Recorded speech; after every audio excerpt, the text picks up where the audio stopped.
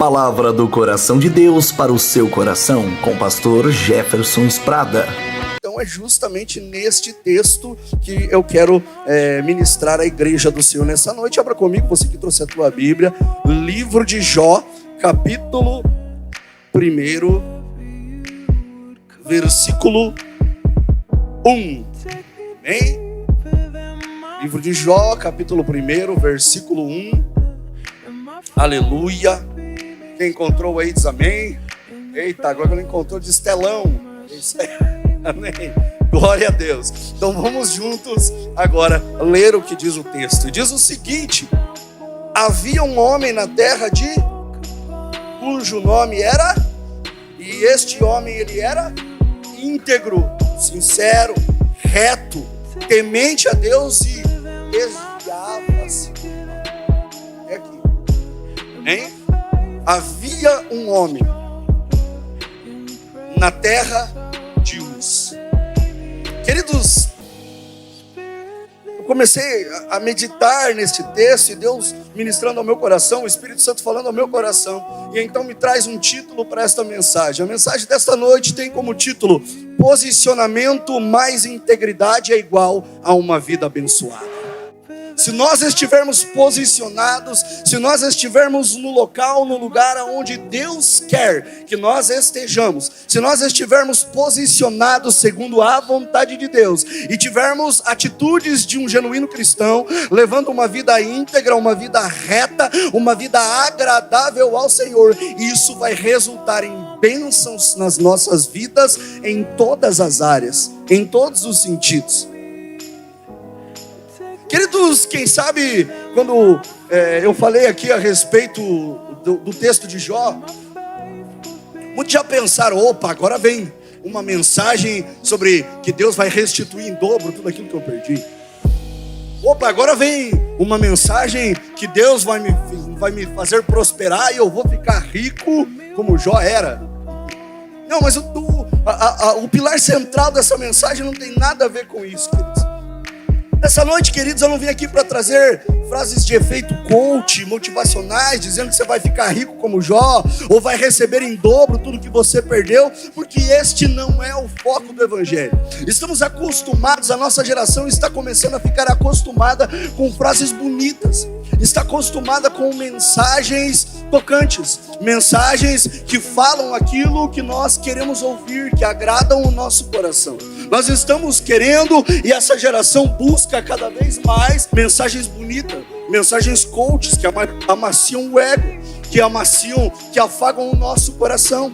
Mas eu tenho algo para dizer aqui nessa noite da parte de Deus. O genuíno Evangelho, ele nos confronta diariamente. O genuíno Evangelho, ele nos mostra aquilo que nós precisamos mudar. O genuíno Evangelho, ele não vai trazer uma mensagem para passar a mão na nossa cabeça, mas ele vai fazer o nosso coração sangrar, a nossa alma gemer. Ele vai fazer com que nós nos impulsionemos a viver a cada dia mais, agradando aquele que nos chamou, aquele que nos resgatou, aquele que veio para remir os nossos pecados, mas para que nós não vivamos da mesma maneira, nós não vivamos da mesma forma. O genuíno Evangelho é cruz, é arrependimento, é novidade de vida, é novas atitudes, é andar de forma diferente, é pensar de forma diferente. As pessoas estão pregando por aí fora um evangelho que diz que Jesus te ama. Sim, Ele nos ama,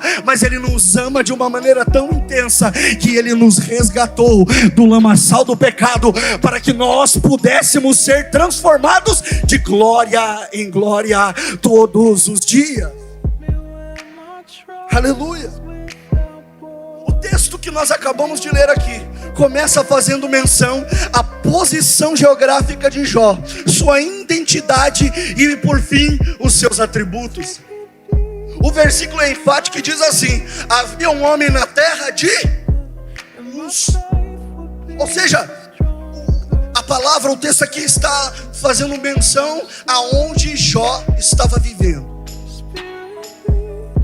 Posição geográfica, que para nós profeticamente, nesta quarta profética, simboliza o nosso posicionamento em Deus. Jó estava exatamente aonde Deus queria que ele estivesse. E quando a crise chegou, Jó não saiu correndo de Uz. E quando a aprovação veio, o pastor Ulisses, Jó não disse: vou largar essa terra e vou sair. Não, ele permaneceu aonde ele estava. Por quê? Porque quando nós permanecemos aonde Deus nos colocou, pode vir crise, pode vir provação, pode vir tempestade, pode acontecer o que for, mas Deus, ele vai nos honrar pela nossa fidelidade, pela nossa obediência e pelo nosso posicionamento nele. Aleluia, aleluia. Sabe, queridos, o significado de Uz? Uz tem vários significados, mas eu separei 2 deles aqui. Um deles é conselho e o outro é determinação. Jó estava em Uz, Jó estava no centro da vontade de Deus. Quem aqui quer andar, estar, ficar no centro da vontade dele? Aleluia. Então, se Uz significa conselho, eu aprendo aqui, pastor Natalino, que se eu estou em Deus, se eu estou em Cristo, se eu ando segundo a vontade dele, eu sou conduzido pelo conselho dele. Eu sou conduzido, eu sou guiado pela voz do Espírito Santo de Deus. Eu sou conduzido, guiado pela palavra do Senhor, irmã Leonice. Baseado, diga assim, baseado no conselho de Deus, baseado na palavra. Quem está no lugar certo, na posição determinada por Deus, é conduzido não por qualquer conselho, mas guiado pela voz de Deus e pela sua palavra. Lembra-se de Salmo 119, 105? Lâmpada para os meus pés é a tua. Ou seja, o meu caminho deve ser iluminado pela palavra do Senhor. O meu caminho deve ser guiado, conduzido pela palavra do Senhor, pelo seu Santo Espírito. Se eu estou sendo baseado pelo conselho de Deus, as coisas vão acontecer na minha vida conforme a vontade dele. Conforme quem quer viver a vontade do Senhor. Porque a nossa vontade, ela é imperfeita, mas a de Deus, segundo a Bíblia, olha os atributos: ela é boa, ela é perfeita e ela é agradável. Irmãos, olha isso.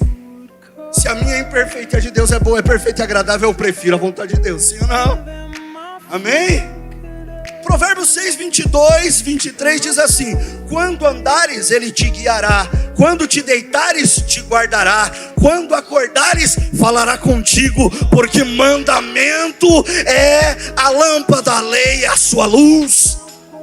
Queridos, quem anda baseado no conselho de Deus não se desanima por qualquer coisa. Quem anda baseado no conselho de Deus, alicerçado na sua palavra, ouvindo a voz de Deus, olha o que diz o texto: quando andares, ele vai te guiar, é ele que vai te conduzir, é ele que vai te mostrar o caminho, é ele que vai te mostrar a direção. Aleluia. Quando te deitares, te guardará. Irmãos, quando você está deitado, quando você está descansando, quando os teus filhos estão repousando, quando a tua família está lá, quando apagam-se todas as luzes, meu irmão, o Senhor está cuidando de ti, o Senhor está nos guardando, glória a Deus.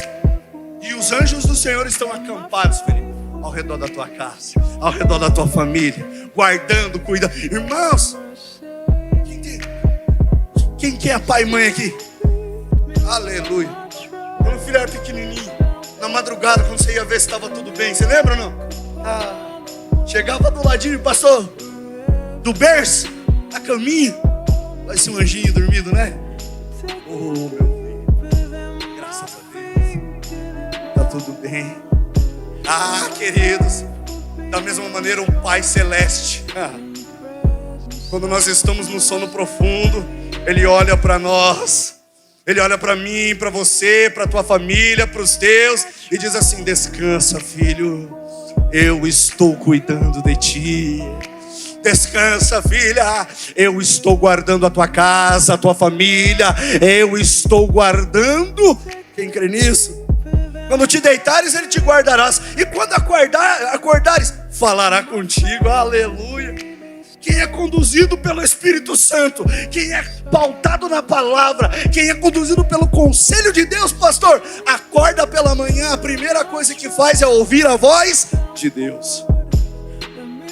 Ah, queridos, não adianta, jovem, vir ao culto, dar glória a Deus, vir numa conferência, vir no culto de jovem e tá na fornicação, e tá nos contatinhos, mandando fotinha, mandando seguir. Não adianta, irmão. Não adianta nós falarmos que amamos a Deus e estarmos dentro de grupos onde pessoas enviam coisas sujas, obscenas. Nós precisamos ter foco e propósito. Sabe o que chama a atenção na vida de Daniel, quando foi chamado pelo rei da Babilônia, pastor? Ele ofereceu todos os manjares para Daniel, mas Daniel decide não se contaminar com os manjares. Vida com Deus é decisão diária. Vida com Deus é firmeza de propósito. Vida com Deus é foco constante naquilo que Deus nos chamou para sermos. Eu não sou o que o mundo quer que eu seja, eu sou o que Deus me chamou para ser. Aleluia! Perseverar na fé, ser determinado em seguir a Deus mesmo diante das dificuldades. Sabe por quê, irmãos? Sabe qual é a maior dificuldade do cristão? E é aí que se prova um verdadeiro, um genuíno crente, um genuíno cristão, pastor Ulisses. É permanecer firme no propósito mesmo quando não estou ouvindo. É permanecer firme no propósito mesmo quando eu não estou sentindo. Quem já passou por momentos assim? Parece que o céu está fechado, pastor Daniel. Não estou vendo, não estou sentindo, não estou ouvindo. Se o crente for guiado, conduzido por sentimentos, ele vai se frustrar, ele vai parar no meio do caminho, porque nem sempre a gente vai estar se sentindo bem. E aí tem crente que vai para a rede social se sentindo triste. Hashtag magoei. Hashtag ninguém me ligou. Hashtag não vieram falar comigo. Se eu sou conduzido por sentimentos, a minha fé não é genuína. Sabe por quê? Hebreus capítulo 11, o autor aos Hebreus vai dizer que a fé é o firme fundamento das coisas e que não se... Então, peraí. Vamos entender esse negócio aqui que agora ficou bom. Olha só. Jesus chamou os 12, certo? Pedro, chega aí, Pedro. Larga a mão de pescar, Pedro. Vou te dar uma peixaria. O que você está fazendo aí? Vamos comigo, filho. Tu vai virar empresário, vou te deixar rico, vai ter um monte de coisa para tu. Fica tranquilo, que eu estou no controle. Não, irmãos. Não. Jesus chega e começa a chamar. Vem. Vem. Pedro não sabia o certo. João não sabia o certo. Os discípulos não sabiam o certo. Mas eles tinham uma certeza. Isso é fé. A fé não pode estar baseada no sentimento. A fé não pode estar baseada no palpável. Porque se a fé estiver baseada no palpável, primeira crise financeira, acaba casamento, acaba ministério, acaba relacionamento, acaba igreja, acaba tudo. Agora, se eu estou pautado na voz de Deus, na sua presença e na sua palavra, aquele que quer vir após mim, né, que se apira a si mesmo, toma a sua cruz e me siga. Para onde? Fica tranquilo. Só ouve a minha voz e me segue. Só ouve a minha voz e vem comigo. Vós sois as minhas ovelhas, e as minhas ovelhas ouvem a minha voz. Ouvem a minha voz e obedecem. Ovelha não questiona, ovelha não reclama, ovelha não exige pasto, ovelha não exige casa, ovelha não exige nada. Só obedece a voz de Deus e segue.